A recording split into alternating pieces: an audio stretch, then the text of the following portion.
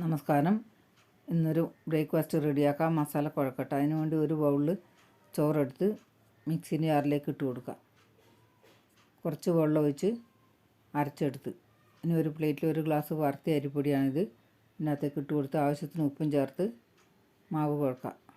കുറച്ച് വെള്ളം ഒഴിച്ച് കൊടുക്കുക. മാവ് കുഴച്ചെടുത്ത് ഇനി ഓരോ ചെറിയ ഉരുളകളാക്കി ഉരുട്ടിയെടുക്കുക. ഇതുപോലെ ഉരുട്ടിയെടുത്താൽ മതി. ബാക്കിയുള്ളതും അതുപോലെ ഉരുട്ടിയെടുത്ത് ഇഡ്ഡലി പാത്രത്തിൽ തട്ട് വെച്ച് അതിനകത്തേക്ക് ഇട്ട് കൊടുക്കുക. ഇനി അടച്ചു വെക്കാം. 10 മിനിറ്റ് വരെ.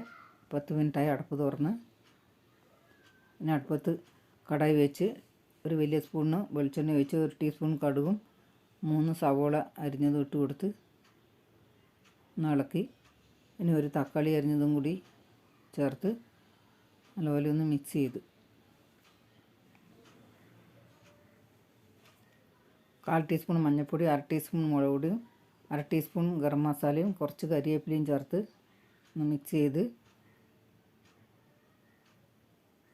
കുറച്ച് വെള്ളം ഒഴിച്ച് കൊടുക്കുക.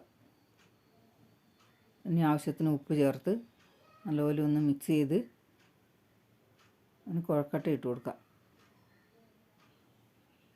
ഒന്ന് ഇളക്കി ചേർക്കണം. നല്ലപോലെ മിക്സ് ചെയ്ത് കുറച്ച് വെള്ളം ഒഴിച്ച് ഇതൊന്ന് ഇളക്കി അടച്ചു വെക്കാം. കുറച്ച് നേരത്തിന്. കുറച്ച് നേരമായി അടപ്പ് തുറന്ന് ഇപ്പം നല്ല സെറ്റായിട്ടുണ്ട്.